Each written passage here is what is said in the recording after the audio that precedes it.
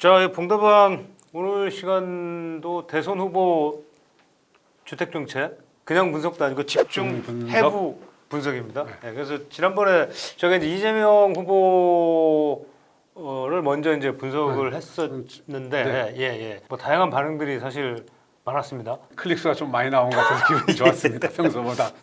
또 이제 지금부터 이제 오늘 또 이제 이 시간에는 또 다른 후보를 다룰 텐데요. 어찌됐건 저희는 다시 한번 말씀드리지만 저희가 그냥 뭐 지금 기존에 나와 있는 이 후보들의 정책을 무조건 뭐 비판하고 그냥 싸잡아서 그냥 뭐 좀 잘못됐다 뭐 이런 건 아닙니다. 그런 건 아니고 공약들이 막 이제 나오기 시작하는 단계이기 때문에 지금부터라도 조금 더 이제 본선 무대 그리고 실제로 대통령이 뭐 어느 분이 되실지 모르지만 됐을 때 정말 제대로 된 정책이 될 수 있도록 저희가 조금 더 좀 비판적으로 좀 접근을 해보겠다 이런 취지로 좀 이해를 해주시면 좋을 것 같습니다. 자, 오늘은 야권 지지율 1위 윤석열 전 검찰총장. 드디어 나왔네요. 네. 아직 출마 선언한 지 얼마 되지 않으셔가지고 네. 그렇게 구체적인 정책은 없습니다만 네, 한번 네. 살펴보겠습니다. 6월 29일 대선 출마 선언하셨는데요. 그때 네. 기자회견을 통해서 여러 부동산과 관련돼서 역시 관심이 많다 보니까 질문이 많았고 대답을 했습니다. 종부세를 전면적으로 재검토해야 된다. 네. 국민들이 안정적으로 예측 가능한 집값으로 필요할 때 필요한 종류의 주택을 용이하게 취득할 수 있게 해주는 게 중요하다. 어떻게 가능하게 할 것인가에 대한 네. 구체적인 방안은 말씀하지 않았습니다. 네. 가격이 예측 가능하고 오르더라도 서서히 오르고 또 떨어지더라도 서서히 떨어져야 그에 맞물린 금융 등의 부작용을 주지 않는다. 원론적인 말씀이죠. 그렇죠. 예. 주택이 가격이 서서히 오르고 서서히 떨어지는 나라는 사실은 어디에도 없는 것 같습니다. 그렇죠. 그걸 만약에 제대로만 할 수 있다면 그게야말로 정말 제대로 된 어떻게 보면 정책일 수도 있고 그렇죠. 예. 또 7월 10일 김원동 경실전 부동산 건설 개혁 본부장하고 면담을 했습니다. 김 본부장님은 뭐 저희가 잘 알고 있죠. 그때 하시고 나와서 이제 하신 말씀이 이제 현 정부의 주택 정책은 시장과 싸우는 정책뿐이다. 윤 총장이 하신 말씀입니다. 그다음에 내치에서 정부가 관여할 가장 중요한 문제는 주거다. 청년들이 겨우 일자리를 구해도 폭등하는 집값만 바라보며 한숨만 쉬고 있다는 건 국가 미래를 위해서도 큰 문제다. 근데 어떻게 보면 코멘터리 뭐 전문가들이 흔히 하는 말씀입니다. 그렇게 뭐 크게 어떻게 보면 막 이렇게 눈여겨 볼 만한 어떤 그러니까 비판은 있으되 그래서 정책은 없다. 그렇죠. 구체적인 방법론이나 대안이 부재하다. 평론가의 코멘터리 수준이다. 이런 비판들도 나오고 있습니다. 그다음에 또 김현동 씨하고 만나가지고 한 얘기 중에 하나가 주거 안정과 집값 잡기라는 것이 정부의 의지만 있다면 어렵지 않게 할 수 있다는 시사를 받았다. 근데 저는 이게 굉장히 잘못된 인식이 아닌가 하는 생각이 듭니다. 윤 후보가 본격적으로 이제 주택에 대해서 이제 공약을 발표해야 될 텐데 주택 문제 그렇게 정부 의지로 되는 문제는 아닙니다. 지난번에도 한번 우리 소개했지만 이코노미스트가 하우징 주택 문제가 선진국에서 많은 문제의 근본 뿌리가 되고 있다. 뭐 자본주의의 위기다 이제 저희가 그런 얘기도 했었죠. 왜냐하면 주거 문제 쉽게 해결하는 정부 전 세계 어디에도 없습니다. 그렇죠. 노무현 문재인 정부 주택 정책 실패라는 게 집값을 세금을 통해서 쉽게 통제할 수 있다. 이런 착각에서 비롯된 겁니다. 집값은 경제 현상입니다. 의제의 문제가 아니라 금리, 수요, 공급 복합적으로 제대로 정책을 펼쳐야 되는 겁니다. 이게 잘못된 인식이라는 게 노무현 문재인 정부의 주택 정책 실패, 주택 슈퍼맨 컴플렉스에 빠졌기 때문에 저는 실패했다고 봅니다. 슈퍼맨 컴플렉스. 자기가 슈퍼맨이라고 착각을 한 겁니다. 그까짓 것 집값 얼마든지 잡을 수 있다 하면서 규제를 남발했습니다. 김현미 뭐 집값 잡는 거 쉽다. 그럼 어떻게 됐나요? 근데 집값은 잡기 쉽다고 그러면서 주식을 급등시키거나 폭락시킬 수 있다고 얘기를 안 합니다. 근데 집값은 자꾸만 조정 가능하다고 생각합니다. 주식보다 집값이 더 힘든 게 뭐냐면 수요와 공급에 의해 결정되지 않습니까? 공급이라는 게 건설 기간이 아파트 4, 5년 걸리고 신도시 재개발, 재건축 10년 이상 걸립니다. 그 수요라는 게 어떻게 결정이 되는 겁니까? 금리, 인구, 소득, 경제 성장률, 기대 심리, 세제, 대출 규제 복합합니다. 누차 우리가 많이 얘기했던 얘기죠. 주택 문제, 금융 문제고 국토와 도시계획의 문제, 정책의 문제입니다. 그러니까 너무 이렇게 뭔가 의지의 문제로 축소시켜버리면 잘못된 주택 정책이 나올 수 있다는 걸 조언을 드리고 싶네요. 조금 좀 어떻게 보면 저 정도 수준이라면 조금 위험할 수도 있어요. 그리고 7월 13일 윤 후보가 윤석열이 됐습니다라는 이름의 민생탕방 행보로서 도봉구의 부동산 중개업소를 찾았습니다. 임대차 3법은 선한 의도로만 결과가 나오지 않은 대표적 사례이다. 잘못된 임대차 3법 규제 때문에 서민들이 받은 고통이 너무 크다. 새로운 부동산 정책이 나올 때마다 서민들의 혼란은 가중되고 살고 싶은 곳에서 떠나야 한다는 게 정부 정책의 신뢰도를 떨어뜨리고 있다. 정책이야말로 복잡한 사항들을 면밀히 점검하고 정교하게 설계해야 된다. 이런 말씀하셨습니다. 그러면 여기서 대통령이 되면 임대차 3법 철회할 거냐? 뭐 이런 말씀은 또 안 하셨어요. 그러니까 뭔가 근데 뭐 임대차 3법을 철회할 수가 없죠. 지금 뭐 국회가 지금 현 여당이 장악하고 있기 때문에 대통령이 하고 싶어도 사실 못합니다. 이거는. 네. 이게 7월 14일 페이스북에 또 중요한 말씀 하나 네. 쓰셨습니다.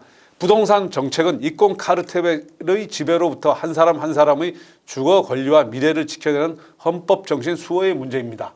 도대체 저는 무슨 말인지 잘 모르겠는데 이런 말씀을 하셨더라고요. 근데 그에 하답하는 말씀을 경실련의 김은동 씨가 네. 윤석열 부동산 이권 카르텔 간파했더라. 아 이권 카르텔 그러니까 네. 이권 카르텔. 이권 카르텔. 예. 이거 보고 깜짝 놀랐어요. 예. 라이트하우스, 리얼라이 박감사, 예. 선대인. 저희가 어떤 부동산 폭력들이 하는 인식이 공통된 인식이 뭐냐면 음모론입니다. 그렇죠. 뭔가 이권 카르텔, 예. 건설사, 폭동농자, 미디어들이 집값을 올린다. 예.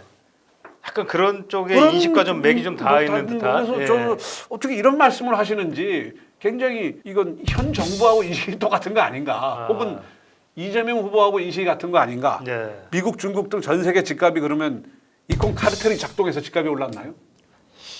그 약간 이상한 느낌이 들었습니다. 이게 예. 검사의 주택 문제 인식인가?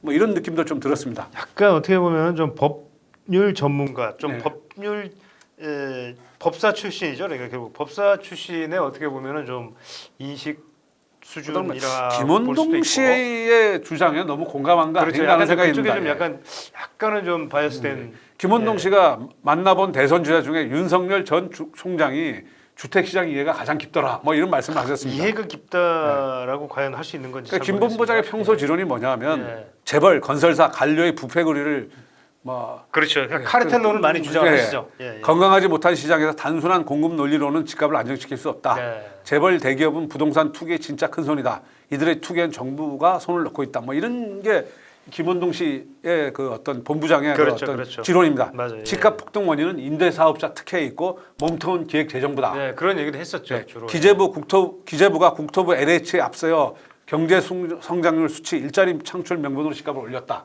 글쎄요, 김원동 씨가 지금 현 정부의 주택 정책에 대해서 굉장히 비판적으로 많은 비판을 하고 그렇죠. 있지 많이 않습니까? 비판하고 그렇다고 해서 있죠. 김원동 씨의 인식이 저희들이 공감하기는 좀 한쪽으로 경도된 거 아닌가 하는 생각이 드는데 그쪽과 윤석열 후보의 인식이 좀 경도되는 거 아닌가 그런 생각이 더 좀 우려가 됩니다. 예, 예. 다른 말씀들은 7월 14일 JTBC 인터뷰에서도 여러 예, 말씀하셨습니다. 했었죠, 예. 한번.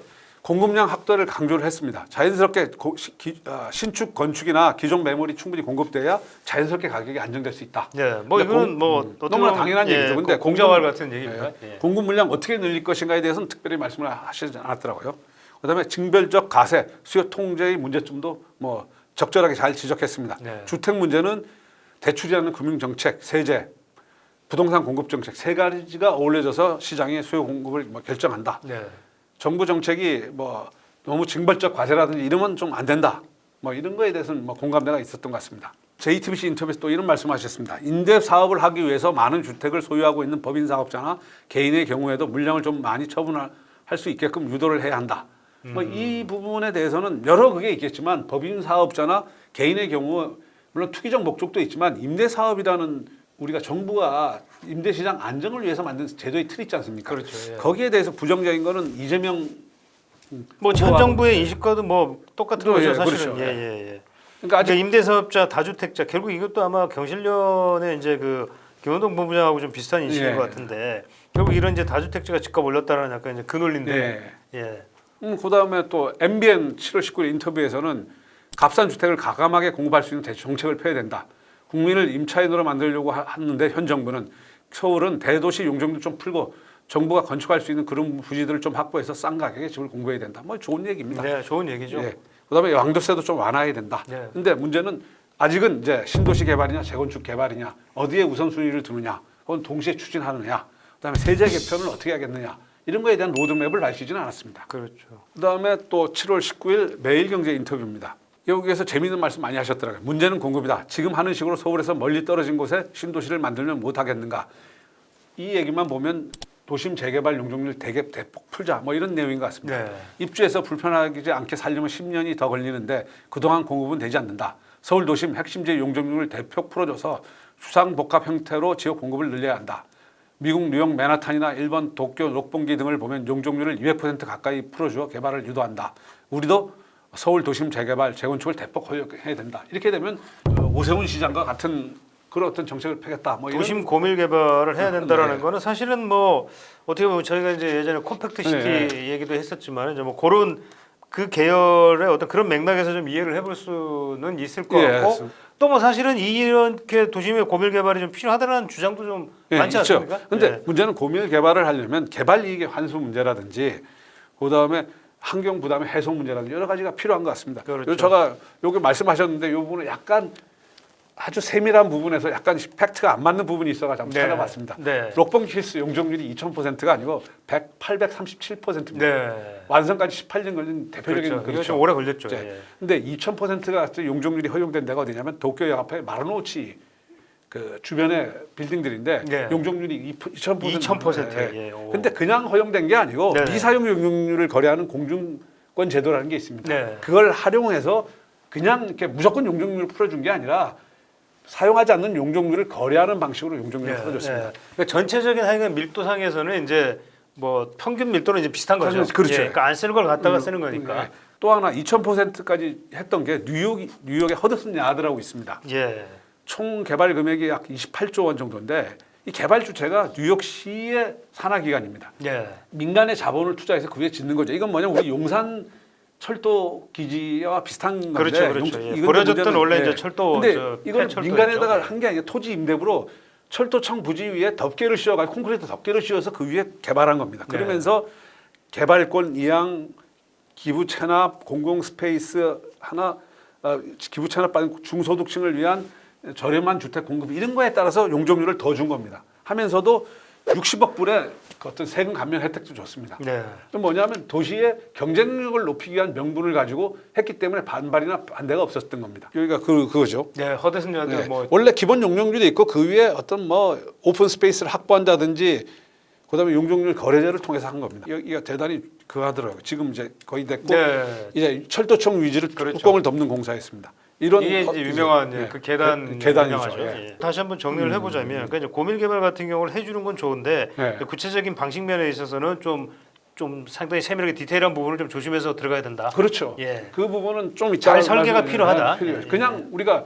가장 중요한 게 재건축 용적률 풀어주자라는 것만 가지고는 국민을 그렇죠, 설득할 그렇죠. 수가 없죠. 예, 청년 대출 풀자는 것도 말씀하셨습니다. 아, 청년 대출도 풀자. 청년들에게는 특히 대출 규제를 대폭 완화해주자. 살 날이 많기 때문에 일하는 사람도 많고 예. 갚을 부도가 날 확률이 적은 세대다. 그래서 뭐 LTV뿐만 아니라 DSR도 풀어주자. 그래서 이들도 집주인이 되게 해주자. 라는 그 이제 주장을 하셨어요. 근데 지금 자칫 잘못하면 영끌 바이패닝 촉진 정책이 될 수 있으니까 이거와 짝을 맞춰가지고 청년들에게 저렴한 주택을 공급하는 방안도 함께 안을 만들어내는 게 중요하다고 봅니다. 그냥 비싼 주택을 풀어줘서 살아 이렇게 할 수는 없는 거거든요. 그런 거에 대한 약간 이제 튜닝들이 필요한 말씀들이었어요. 이 말씀 아까 얘기했는데 오세훈 시장의 딜레마, 예, 재건축 예. 규제를 풀고 오세훈 시장이 그러니까 이제 공약이 뭡니까? 윤석열 후보가 이제 이 부분을 좀 이제 그렇죠. 잘 고려를 해라. 네. 이제 그 말씀인 거죠. 예. 예, 예. 재건축 재개발 규제 대폭으로 공급 확대하겠다. 네, 네. 근데 뭐냐? 강북 강남의 중층 아파트 이제 재건축이 가능해진 거죠. 네. 저가 빌라들도 지금까지는 재건축이 안 된다고 그랬는데 가능해진 거예요. 그래서 네. 대폭 가격이 올랐지 않습니까? 공급 확대가 장기적으로 집값을 안정시키는 건 틀림없습니다. 하지만 그렇죠. 단기적으로 집값 급등시키죠. 그러니까 집값이 오르니까 오세훈 시장이 어떻게 됐습니까? 재건축 단지를 토지거래 허가 구역으로 묶어버렸고 네. 정비사업 조합원지 양도 시기를 사업 초기로 앞당기는 규제를 또 발표했습니다. 좀 정리를 하자면 주택시장에서 단기 해결책은 없는 것 같습니다. 근데 자꾸만 단기 해결책에 집착하는 것은 잘못된 거라고 생각합니다. 청약시장에서 세대 간 갈등, 무주택자와 유주택자 간의 갈등, 이익 갈등의 조정 문제 이게 굉장히 중요한 겁니다. 정책의 우선순위를 제시해 주셨으면 좋겠습니다. 구체적인 목표도와 방법도 제시해 주셨으면 좋겠고요. 공공임대, 민간임대, 자가소유 정책의 우선순위.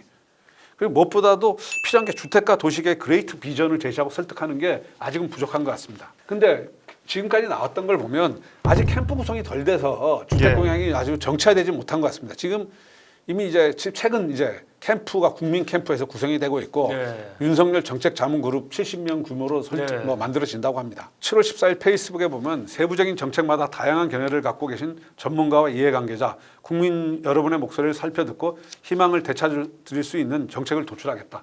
아마 앞으로 더 많은 정책 전문가들을 만나가지고 정책을 조율할 것 같습니다. 후보가 주택 전문가일 필요는 없고 이유도 없지만 주택시장의 특성을 이해하고 정책의 우선순위를 정해야 될 것 같습니다. 전문가들과 함께 공약을 구체화하는 작업이 좀 더 필요한 것 같습니다.